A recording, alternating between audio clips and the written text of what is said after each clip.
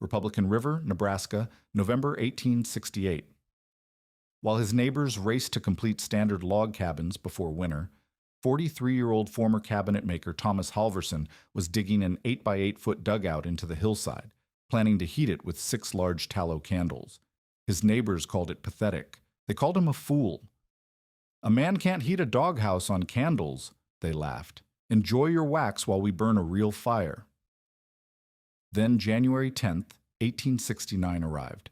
0 degrees, hard northwest wind, the killing norther that would test every heating system in the sandhills. Standard cabins with roaring stoves couldn't hold heat. Families burned furniture to stay alive. But Halverson's pathetic candle system maintained 57 degrees all night, burning 0 wood while his neighbors froze. What did this Wisconsin trapper understand about heat that generations of frontier wisdom had missed? Thomas Halverson had spent 2 winters in Army freight camps where fuel efficiency meant survival, watching quartermasters stretch meager cord wood supplies through bitter months on the high plains. As a cabinet maker from Wisconsin, he understood wood grain and moisture content, knew how green cottonwood burned dirty, and seasoned oak burned clean, but more importantly, he had learned to calculate board feet and measure thermal efficiency with the precision of a tradesman who couldn't afford waste. When he staked his wintering spot along the Republican River bottomland, Halverson carried a spirits thermometer in his possibles bag and approached shelter the way he once approached furniture joints, with exact measurements and proven techniques. The tallow for his candles came from recent butchering season, when neighboring outfits rendered down beef trimmings from culled cattle, yielding clean animal fat that frontier hands considered waste fuel. Halverson knew better.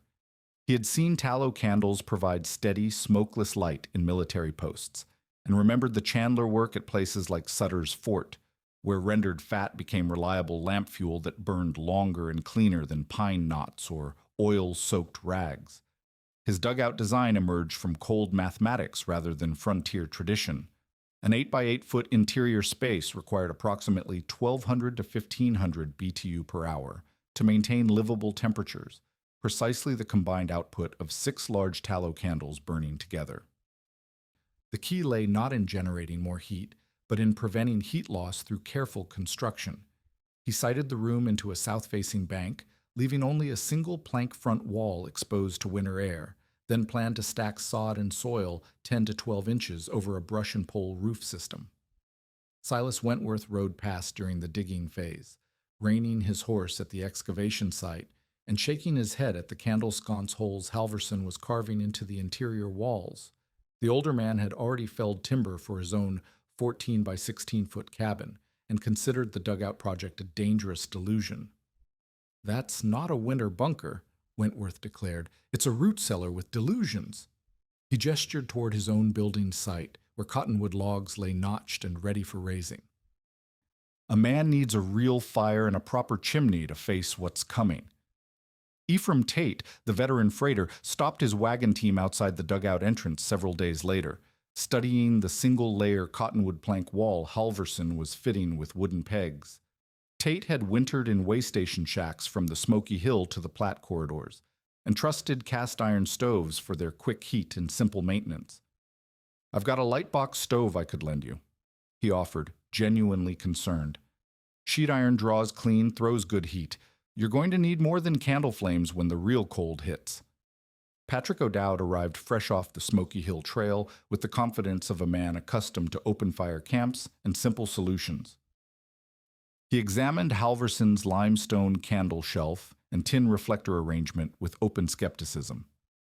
"Enjoy your wax while we burn real fire," he said, gesturing toward his own half-face lean-to shelter, where he planned to maintain a long fire through the opening. "When January comes calling, you'll be begging for oak split proper." But Halverson's reasoning remained methodical and precise. He explained to anyone who would listen that heat loss occurred through air infiltration and cold surface exposure, not through inadequate flame size. If you eliminated leakage and reduced the envelope's cold exposed area, the heat that normally disappeared up stovepipes and through cracks would remain inside the living space. His plan involved lime washing and clay daubing every interior joint until the room held candle heat, the way a churn held cream sealed tight against winter drafts. The construction details reflected his cabinet maker's precision. He ripped 1 by 2 inch battens from cottonwood slabs and bedded them in a 3-to-1 clay sand daub mixture, pressing in dry grass for tensile fiber to prevent cracking. The roof system used willow poles at 10-inch centers, topped with a brush mat, then 6 to 8 inches of dry sod laid grass side down, finished with 4 inches of looser soil to shed wind and prevent sun crusting. Young Jakob Neufeld, the Mennonite whose people had built similar earth shelters called burde in Imperial Russia, recognized the logic immediately and asked for exact measurements. His validation carried weight among the practical men, but most neighbors continued their preparations for conventional winter shelters, convinced that generations of frontier wisdom couldn't be wrong about the need for substantial fires and proper chimneys. As November shortened into early winter, Halvorsen completed his preparations with quiet confidence, knowing that January would provide the only test that mattered. Halvorsen's first test firing revealed the fatal flaws in his initial construction. He lit all 6 candles on a calm December evening, watching the room temperature climb steadily on his spirit's thermometer. But within an hour, the heat began drifting downward despite the steady flames. The problem wasn't his heat source, it was his envelope. The single-layer cottonwood planks that formed his front wall leaked air at the latch side and beneath the sill, while the roof's first sod course proved too thin and wet to provide real insulation, acting as little more than ballast that let chill radiate inward. His diagnostic method revealed the precision of a trained craftsman. Halvorsen held a burning tallow stub near every joint and seam, watching how the flame leaned and flickered to identify air movement. At the door jamb, the flame canted toward the draft by a steady inch. Along the sill, cold air drew under the planks in visible streams. He then banked the candles and lay still on his bedroll, checking the thermometer every 15 minutes. The room lost 4 degrees in the first quarter hour, a classic infiltration loss that no amount of additional flame could overcome. The mathematics were simple but damning. His carefully calculated heat input meant nothing if cold air poured in through gaps while warm air leaked out through the roof. Halvorsen understood that fighting leakage with more fuel was a losing proposition, like trying to fill a bucket with holes in the bottom. The solution required systematic air sealing, not bigger fires. He began corrections with the front wall, ripping 1 by 2 inch battens from spare cottonwood and bedding them in his clay sand daub mixture, now reinforced with dry grass fiber for tensile strength to prevent winter cracking. Every plank joint received careful attention, with the daub mixture pressed deep into gaps and smoothed level. But the door presented the greatest challenge. A single wooden barrier, no matter how well fitted, would always leak around its edges during wind-driven weather. Halvorsen's solution drew from military experience with double-wall tents and frontier knowledge of airlock entries. He constructed an outer door of planks hung on wooden pegs, then added an inner barrier made of canvas dipped in thin tallow to stiffen the fabric and improve its seal. This created a small vestibule measuring roughly 2 feet deep, an airspace that broke the direct path from outside cold to interior warmth and cut door leakage by half. The roof required complete reconstruction. His first attempt with thin, wet sod had failed to create the thermal barrier he needed. Halvorsen stripped away the inadequate covering and rebuilt with engineering precision. Willow poles at 10-inch centers provided the structural framework, topped with a dense brush mat to hold the sod layers. He then laid 6 to 8 inches of dry sod grass side down, creating an insulating barrier, and finished with 4 additional inches of looser soil that would shed wind and prevent sun crusting in spring. Inside the dugout, he repositioned his heat source for maximum effectiveness. The candles moved from their original height down to a waist-high limestone slab, placing the flames closer to his body level, where the warmth would do the most good. Behind each candle sconce, he mounted tin reflectors salvaged from a damaged lantern, directing radiant heat into the room rather than letting it dissipate against the walls. Ventilation required careful balance. Candles needed fresh air to burn cleanly, but too much airflow would defeat his sealing efforts. Halvorsen bored a 1.5-inch hole at the eaves, whittling a wooden plug that could be adjusted to provide controlled air exchange without creating drafts. The plug system allowed him to crack the vent just enough to feed the flames while maintaining the room's thermal integrity. His second trial validated the corrections. 6 large candles burned for 90 minutes while Halvorsen monitored temperature with scientific attention. The room climbed to 56 degrees Fahrenheit and, crucially, held within a single degree for the following hour with the vent cracked for fresh air. The steady temperature proved his envelope had achieved the thermal stability necessary for his heating system to function. The lesson crystallized into what Halvorsen called his fundamental rule: don't throw more fire at a leaky cold-soaked box. Build a box so steady that small fire works. Heat input meant nothing without thermal retention.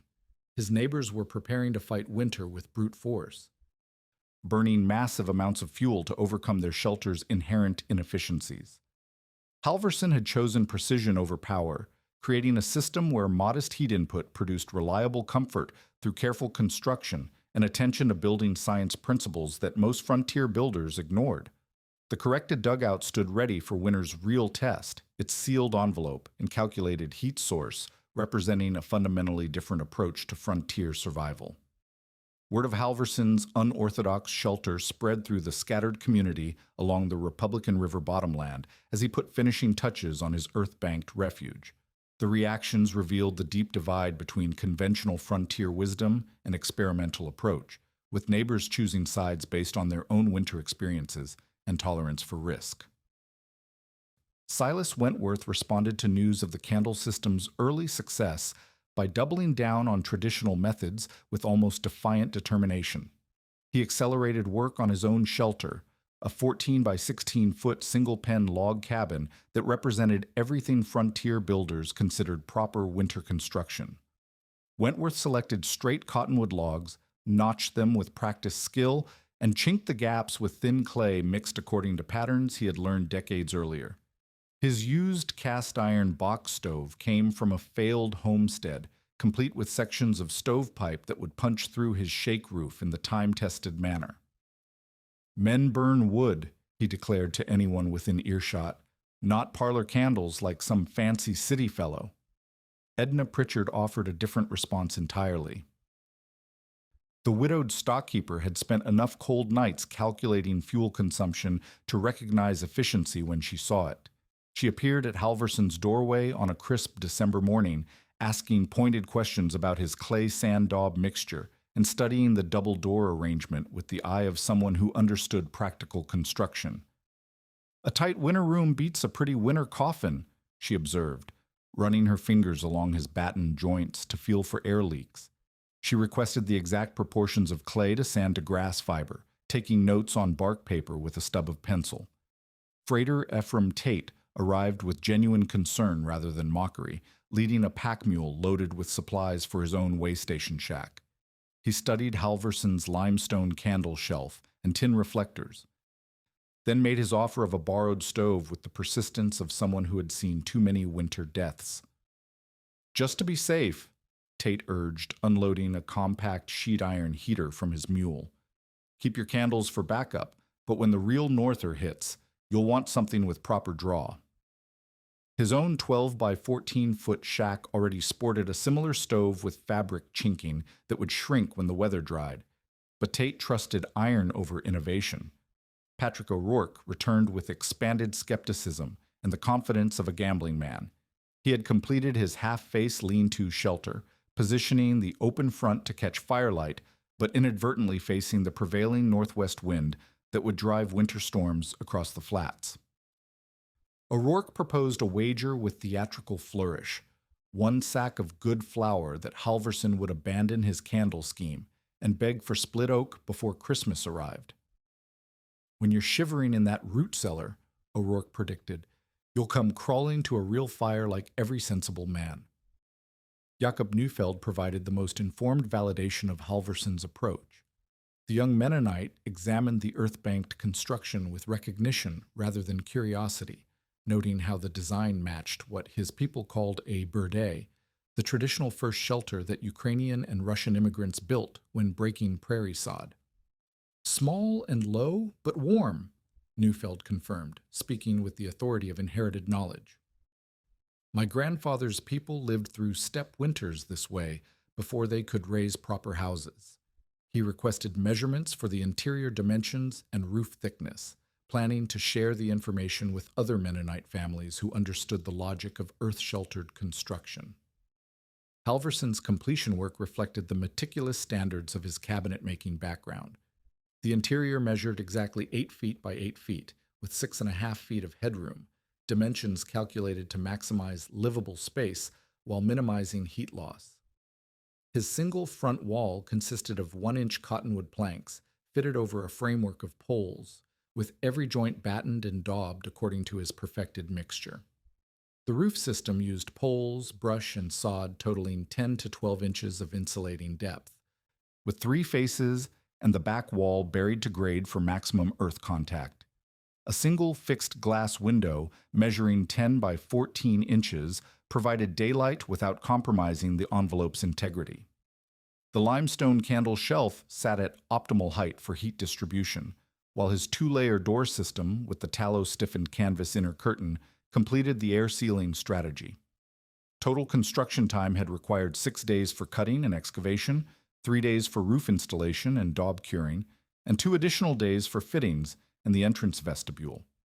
Meanwhile, his neighbors' conventional builds demanded significantly more time and labor. Wentworth's cabin required 11 full days plus help from 3 teams of men for log raising. Tate's way station construction stretched 12 days for a structure that exposed more surface area to winter weather. O'Rourke's lean-to went up quickly but left him completely vulnerable to wind-driven weather from the open side. By mid-December, Halverson had completed his final preparations. 6 fat tapers drilled and fitted in the limestone shelf, reflector boards positioned for maximum heat distribution, the wooden vent plug carved to precise fit, and a rope latch that functioned smoothly in darkness. His neighbors continued their winter preparations with increasing urgency, knowing that January's test would prove which approach had merit and which had been built on misplaced confidence. The hard northers struck on January 10, 1869, announcing itself with a crystalline dawn sky and powder snow that scoured across the Platte Valley like flour through a sieve. Halverson's whiskey thermometer, hanging in his doorway alcove, registered 0 degrees Fahrenheit at first light, with northwest gusts that he judged Beaufort Force 6 by the way they sculpted drift lines against exposed sage and buffalo grass. Every shelter in the bottomland faced the same merciless test, but their responses revealed the fundamental differences in their construction philosophy and thermal efficiency. Wentworth's 14 by 16 foot cabin, despite its substantial timber construction and careful notching, struggled against the relentless cold infiltration that no amount of fire seemed able to overcome. His cast-iron box stove glowed cherry red by mid-morning, with the stovepipe roaring like a forge bellows, yet the interior air temperature repeatedly crashed into the low 40s whenever the fire dropped to coals. The thin clay chinking between his logs had dried and cracked during the autumn weather, creating invisible pathways for cold air that his massive heat output couldn't seal.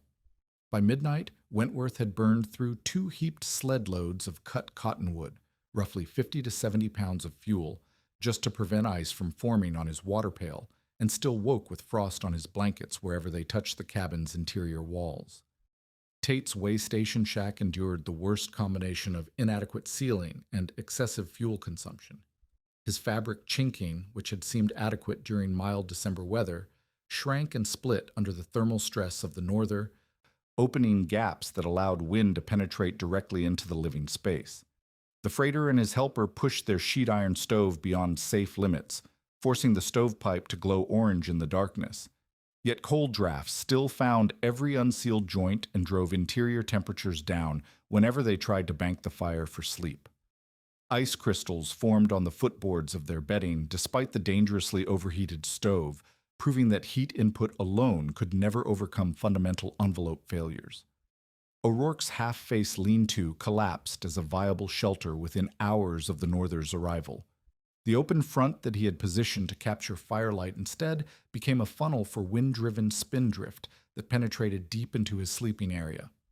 His long fire, maintained according to traditional camp methods, created a zone of scorching heat near the flames while leaving his back and sides exposed to sub-zero air circulation.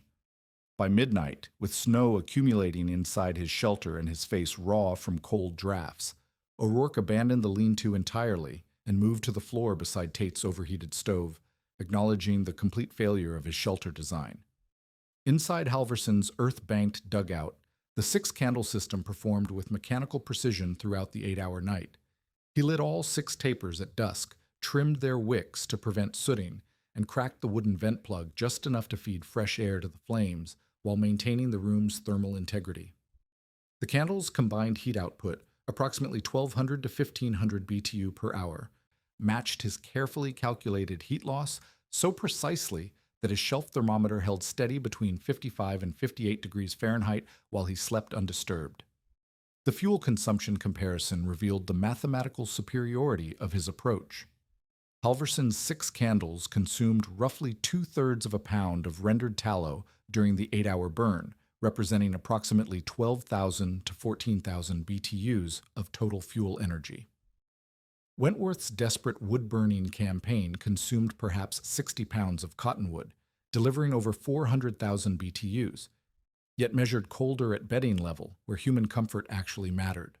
The brutal arithmetic proved that fighting air leakage with additional fuel input was a losing proposition compared to systematic sealing, earth banking, and precisely sized steady heat sources. Beyond temperature measurements, the comfort differences between the systems revealed themselves in practical details that affected sleep quality and daily function. Halverson's controlled ventilation system kept his air clear and breathable throughout the night, while his neighbors woke with sore throats and stinging eyes from wood smoke and backdrafts caused by their overfired stoves fighting against wind-driven pressure differentials. His steady, smokeless heat allowed uninterrupted sleep, while the others rose repeatedly to feed their demanding fires or adjust dampers against shifting wind conditions. The norther continued for 3 consecutive days, providing extended testing that eliminated any possibility of coincidence or favorable conditions. Each morning brought the same results. Halverson emerged from his dugout well-rested and warm, having burned a predictable amount of tallow, while his neighbors appeared exhausted from fuel gathering, fire tending, and fighting the smoke and drafts that their conventional heating systems produced. The sustained comparison demonstrated beyond argument that envelope integrity and calculated heat input could outperform brute force methods even under the most severe frontier conditions. By the third dawn, even the most skeptical observers could no longer dismiss the candle system as dangerous experimentation or blame its success on mild weather or temporary luck. The second polar outbreak arrived in early February, and this time no one laughed. The community's response shifted from skepticism to urgent curiosity as neighbors who had shivered through January's norther sought practical solutions rather than defending failed strategies. The mathematical reality of fuel consumption versus comfort had settled the theoretical debate, leaving only the question of which specific techniques could be adapted to existing shelters. Edna Pritchard arrived at Halverson's dugout entrance before the February storm had fully cleared, carrying bark paper and a lead pencil to record exact specifications. She had spent the previous weeks calculating her own fuel costs and recognized that her winter survival depended on reducing heat loss rather than increasing wood consumption. "Give me the daub recipe," she requested without preamble, "and show me how that inner door works." Halverson provided precise measurements, 3 parts clay to 1 part coarse sand, with dry grass fiber added at roughly 1 handful per bucket of mixture, all dampened gradually until the consistency matched thick mortar. The double-door system required specific spacing, exactly 18 to 24 inches between barriers to create an effective airlock, with the inner canvas treated with thin tallow heated just to melting temperature. Tate appeared 2 days later with pragmatic questions about retrofitting his existing way station. The freighter had abandoned any pretense that his sheet iron stove could overcome his shack's fundamental air leakage problems, focusing instead on sealing techniques that didn't require complete reconstruction. Halverson walked him through the critical details: wood battens cut from any available lumber, bedded in fresh daub, and pressed into every gap wider than a knife blade, with particular attention to the junction between wall logs and the foundation stones. The vent plug system intrigued Tate most, and he requested the exact diameter, 1.5 inches, along with instructions for whittling the wooden stopper to create adjustable airflow without permanent opening. Wentworth's capitulation carried the weight of genuine respect rather than grudging admission. The older settler arrived before sunset on a calm evening, carrying a corn broom, a sack of good flour, and the simple acknowledgement that his conventional approach had failed.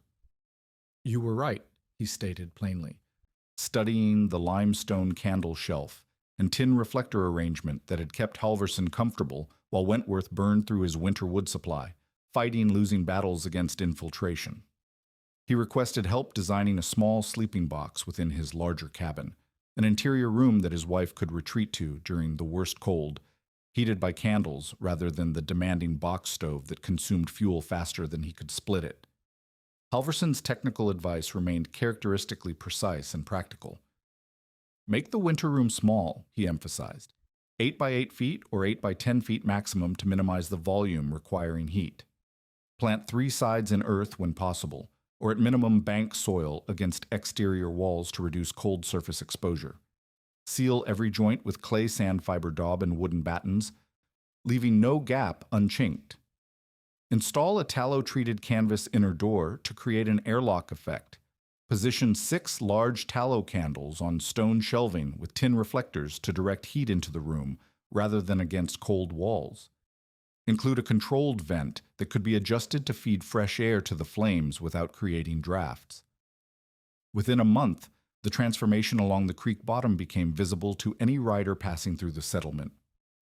6 different line shacks and dugouts sprouted earth berms against their exposed walls, following Halverson's principle of reducing cold surface area. Inner curtains appeared in doorways, copied from his tallow-stiffened canvas design. Candle shelves carved from local limestone or built from flat fieldstone, replaced or supplemented existing heating arrangements in the tighter sleeping spaces. By the following winter, more than a dozen families throughout the Republican River drainage had either excavated new candle rooms or converted existing dugouts according to Halverson's specifications. The adopters included cowhands, trapline operators, and freight camp tenders, practical people who measured success in fuel saved and comfort gained rather than adherence to traditional methods. Several reported with satisfaction that they had survived extended cold periods burning 0 wood while maintaining livable temperatures and clear indoor air. The technique migrated through the informal networks that connected frontier communities. Stock outfits carried the knowledge downriver toward the Smoky Hill country, while freighters spread the methods upcountry toward the sand hills, where timber remained scarce and efficient heating meant economic survival. The appeal lay in its direct trade-off. A few days of shovel work and clay mixing replaced months of woodcutting and hauling, while tallow remained available wherever cattle, deer, or elk were butchered. Years later, when the original participants had aged into storytellers, they presented Halverson's approach as a fundamental lesson in building science. "Match your heat source to the box you build," they would explain to younger listeners. "Let the earth cut your exposure to winter.